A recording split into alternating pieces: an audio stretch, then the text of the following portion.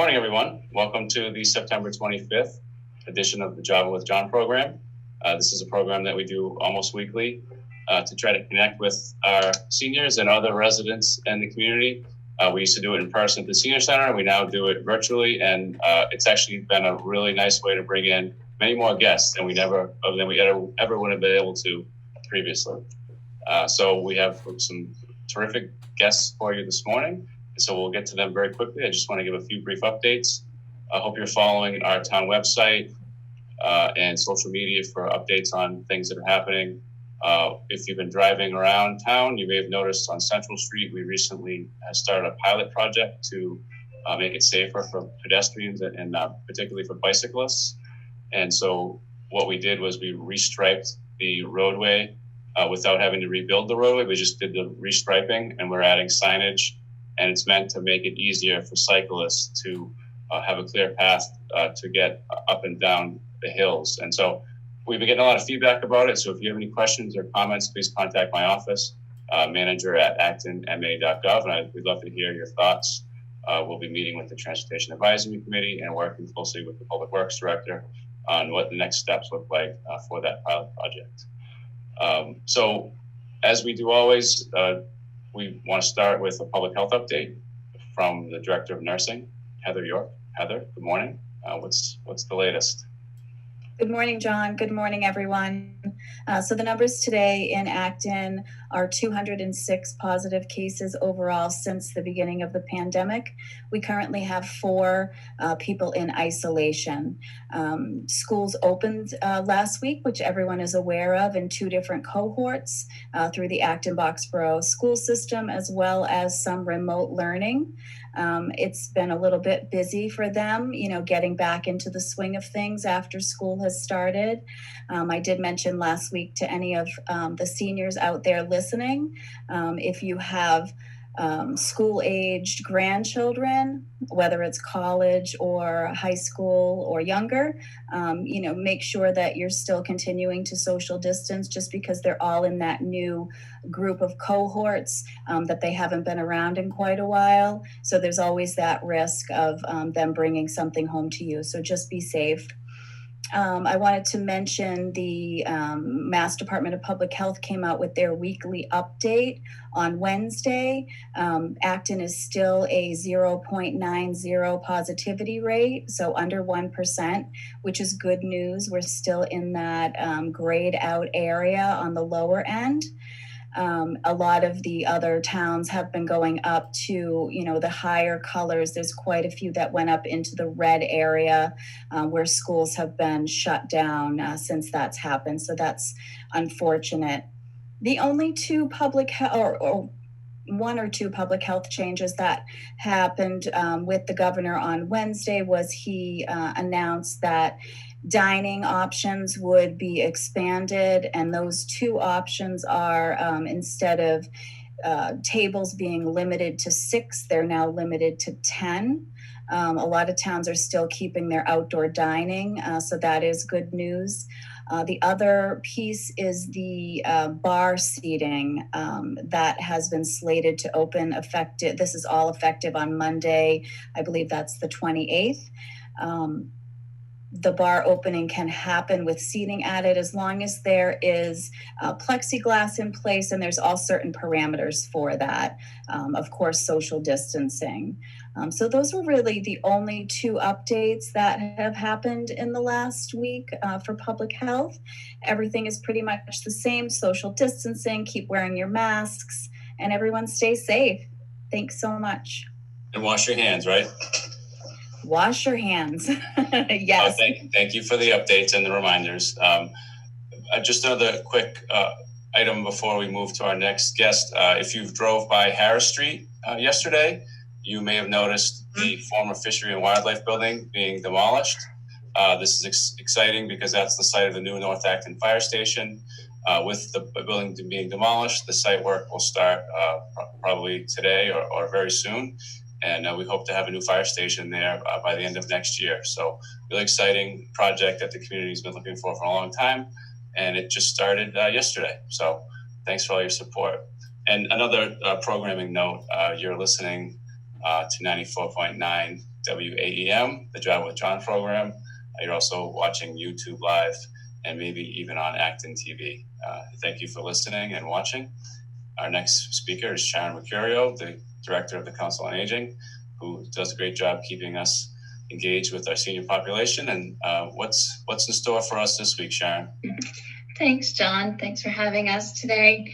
Well, we did our drive-through ice cream on Tuesday, which was a lot of fun. We had over 75 people come through for ice cream. We also tried to celebrate our third anniversary being at 30 Sudbury Road at the same time. So we handed out goodie bags, but I'm getting a lot of questions about one of the items in the bag.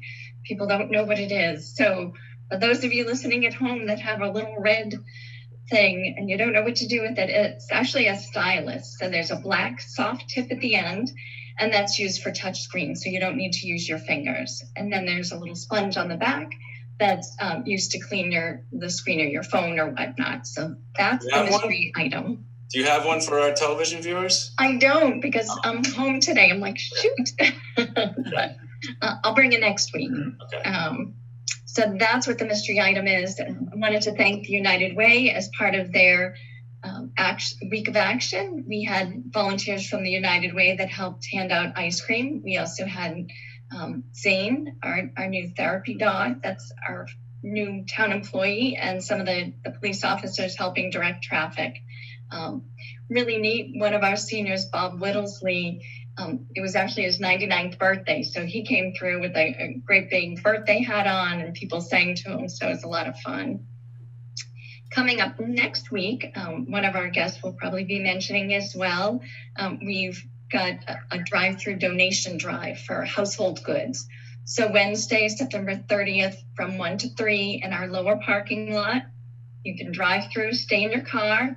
Household Goods is collecting small items to give to people in need. We use them a lot as a resource for people that may have been homeless and moved into an apartment or whatnot, fires or just situational. They can set up a whole household for free. So right now we're collecting towels, blankets, pillows, lamps, plates, silverware, that sort of thing, things you can fit in your car.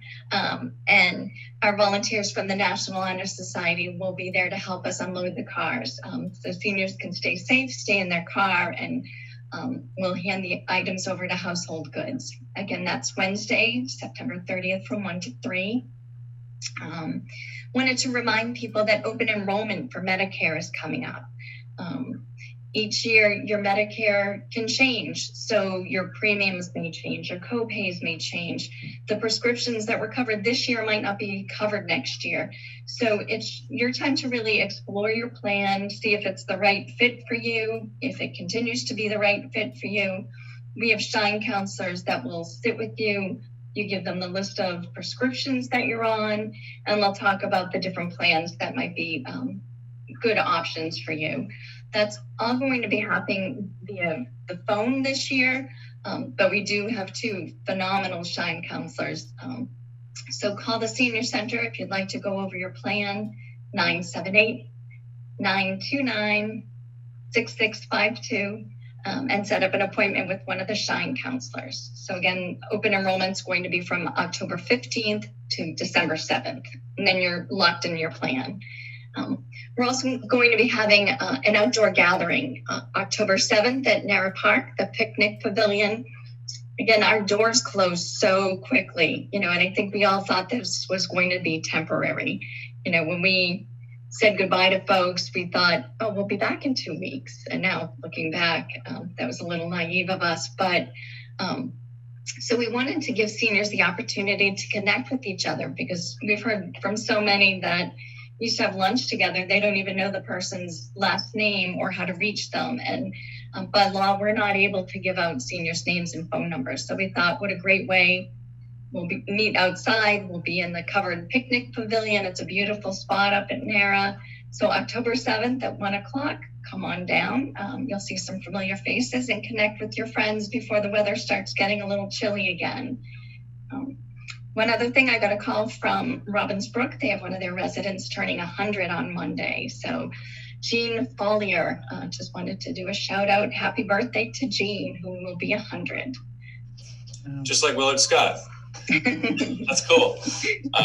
Thank you, Sharon. Our next guest, you mentioned the Honor Society in your comments, and our next guest is a representative of the Honor Society. I believe he may be the president of the Honor Society, Joseph Maffa from AB. He's joining us. I know that he had a rough calculus class yesterday afternoon, so hopefully he's recovered. And Joe, tell me, what's going on with the Honor Society? Hi, thank you so much for having me. I'm Joe. I'm a senior at Acton Boxborough, and I'm president of the Acton Boxborough chapter of the National Honor Society. So I just wanted to give an update on some of the things we've been up to over the summer, and talk about what's in store for the near future.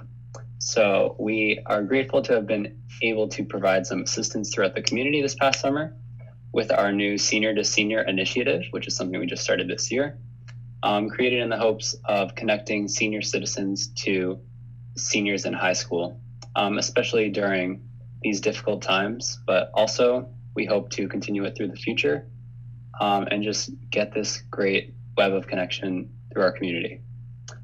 So some of the things that we've been doing as part of this initiative, at the Care One Rehabilitation Facility in Concord, we've done Zoom calls with some of the residents early on, around April and May. We've also been sending regular letters to the Bridges by Epic at Andover Assisted Living Community. These have consisted of some short poems, some check-ins, just introductions to who we are. And hopefully we'll be able to continue that over the course of the year and provide them with some company. Locally, we've been very fortunate to work with the Acton Council on Aging, and all thank you to Sharon Mercurio for helping us out. And we've been able to provide some assistance with events like the recent drive-through barbecue earlier in the summer and the shredding event. And like she said, on Wednesday, September 30th, we are going to be helping out with the household goods drive-through donation drive. So we are all very excited for that. We've also been able to provide some technological and emotional support by connecting students with senior citizens via phone calls or Zoom or even email. So if you'd like some assistance with anything, you're having trouble getting onto Zoom, or if you just like someone to talk to, especially as the weather starts getting colder and it gets harder to get outside, please reach out to the Council on Aging, and we are very excited to get in contact with all of you. Another thing that we hope to do is do book delivery with the Boxborough Library. So if you're interested in that, please call them.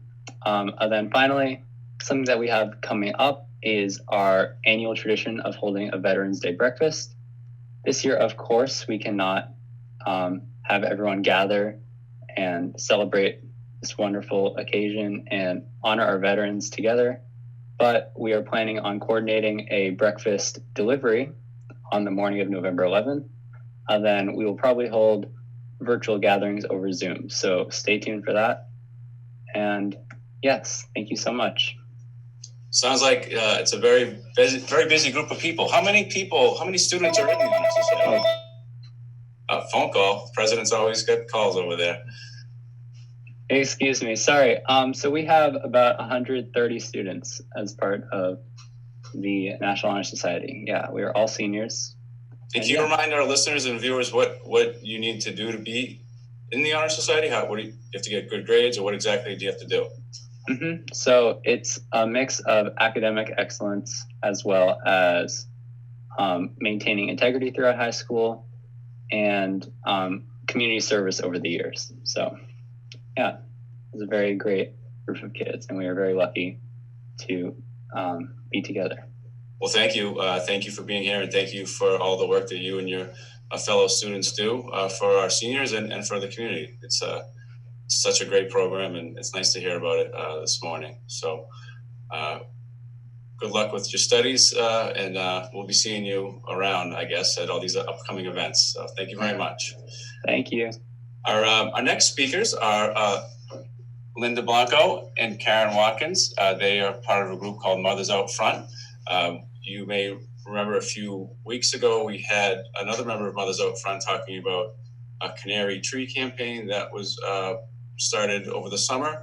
And Linda and Karen are going to talk about some other exciting things that are going on with Mothers Out Front. Good morning. Good morning. I'm going to be starting off. I'm Linda, and thank you for mentioning Mothers Out Front and our Canary Tree campaign. So as part of the campaign, the goal of that was to alert people to the fact that underground gas leaks can sometimes damage trees. We expanded the idea to just appreciation of trees in general, hoping to engage people on our website. Again, that's canarytrees.org. And so on the website, we now have, and we've had for a month or so anyway, a section under activities that's called Scavenger Hunt. So you just click on that. And what we've done is we've made a list of 10 trees, and Karen's showing the list, yeah, or the intro to it. It's a really nicely designed website, really nicely designed scavenger hunt, and she's showing up some of the trees that we have in it. So we have 10 trees that we picked. We talked among ourselves, and we reached out to community organizations, and we were thinking about, like a tree that might have some history behind it, or a tree that might be particularly beautiful, or, some significance to it. So we came up with 10 trees, and basically what we did was we scouted them out, we took pictures of them, and then we researched their stories, their background stories, and their histories, and put that together. And that was mainly Karen and I who did that. And then Karen took over, and she took all the material and the stories and so forth and wove them into this really beautiful website.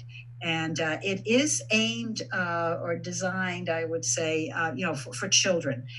So that the goal of it is that, hopefully, especially during the pandemic, that, families might be looking for some kind of outdoor activity. The fall is a great time to get out and enjoy our woods and so forth. So we've taken trees from Pratt's, I think it's Pratt's Brook Conservation Land. We've got one that's very near Red Acre Conservation Land. We've got the Trail Through Time in North Acton. So families, there's no prize to it or anything like that. It just kind of would help a family focus, I think, on if they wanted to go out and take a walk, they could print out the list and maybe get through, 2 or 3 or 4 of the trees, or, maybe try some at another time, and just might keep it a little bit more fun for them. So basically, it's, again, as I say, it's a family-friendly activity. We did have a lot of fun, I did anyway, in delving into the history behind some of these trees and locations. And so we've got a whole list of several pages of footnotes for history buffs. And we contacted members of the Acton Historical Society, members of other organizations to help us with the details on them. For example, one of our places is the Faulkner House, and that's in South Acton on High Street, pretty much on the intersection of High Street and Main Street, Route 27, and found out that that it's the oldest house in Acton. It was built in 1707 by Ephraim Jones, and he's the one who Jones Tavern guy, who's diagonally the tavern is diagonally across the street from Faulkner House, and then he sold the house in like 1742 to the Faulkner family, and it stayed in the Faulkner family for almost 200 years until it was finally, I believe, sold to an outside family in 1942. And one of the people in the history of this is Sophia Faulkner Campbell, and she just has a very lively history. She was a well-educated woman. She was a teacher in a school for the blind in Boston. She met her future husband there. He was a blind teacher of music. They married, went to England because he was from England. She stayed there another 40 years. They lived in England, but every summer she came back to the Faulkner house and brought varieties of bushes, seeds, plants, whatever. And she was behind making this avenue of trees, which is in kind of like one of the driveways by the Faulkner house. So it's just some fabulous history. Other history that we've learned, has been about the native peoples who lived here for 7,000 years before we did. And some of our slides, incorporate some of their history. So what we're looking to do is really publicize our website. And because of the pandemic, certain things we weren't able to do. Like I think we would have had a booth at Oktoberfest. We would have gone to different church groups. We would have maybe given some talks and so forth. So really happy to be talking with you and to be reaching out, hopefully to maybe seniors who might want to take a walk with their grandchildren and find some of these scavenger hunt places that we've listed. And thank you so much for having us, and I'll turn it over now to Karen. So I'm just going to say a word about Mothers Out Front. We're a group of mothers and grandmothers and aunts and teachers and menfolk as well. And our commitment is to try to build a livable future for all children. We're a group dedicated to trying to address climate change. And we started the Canary Tree campaign because Acton had actually had a methane gas survey looking at the natural gas pipe leaks. And the methane gas is not only a really potent greenhouse gas, but it also damages the roots of trees, and trees will eventually die. So we wanted to let people know about how these gas leaks are affecting street trees in Acton. And we put up our signs at various sites around town. But we also wanted people to not only be aware of the damaged trees, but also be aware of the rich heritage we have here in Acton with the natural resources and the great job the town does. I mean, I personally learned so much about the trails in Acton that I didn't know and the history that I didn't know. It was a wonderful process of discovery. And I think I just want to say, because I'm new to Mothers Out Front and relatively new to Acton, but it's been a great process of realizing how we're all connected. And we're connected through a natural gas system. My home has gas heating. And I think that's something that as a community, we're starting to look at and think about and talk about how in the future we could provide maybe a different source of energy so that we're protecting the future of our children. But I think, so there's that connection, this sort of problematic human connectedness, but then also the whole idea of getting kids and families out into the woods is to realize all the other ways in which we're connected, the historical connections, social connections, and the ecological connections. And so we just really welcome people to explore our website, canarytrees.org, and to enjoy the Acton Tree Scavenger Hunt. There's one other resource on our website, which is a list of books and organizations. I am a former teacher, so this book list is really heavy on books for kids. And there are some awesome gems, especially if you're homeschooling or supplementing the public school projects and classes. There's some great books that you could explore with your kids, really fun, upbeat books about trees and the natural environment. When I was growing up, Jacques Cousteau was on TV, and he had, he would explore the world, and he had a phrase which is, "We can only love what we know." And I think the idea behind the Acton Tree Scavenger Hunt is getting the kids out in the woods to love this world that we have and to protect it. And we invite the parents to do the same. So thank you very much. Thank you. That's a great overview of Mothers Out Front and the scavenger hunt program. I did look at the website, and it's an amazing way to connect these trees with the history of our community. So thanks for sharing that with us and the community. I hope that you continue to spread the word and you get some people out there checking these trees out. So that brings us to the end of the program. We normally take questions from the public, and I haven't seen any come in so far. Sharon, have you seen any questions? No? Okay, do you have any questions? Joe, do you have any questions for me about the town? Not one question? Okay. All right, well, I think, why don't we call it a day, and I hope everybody has a great weekend, and tune in next time to the Job with John program.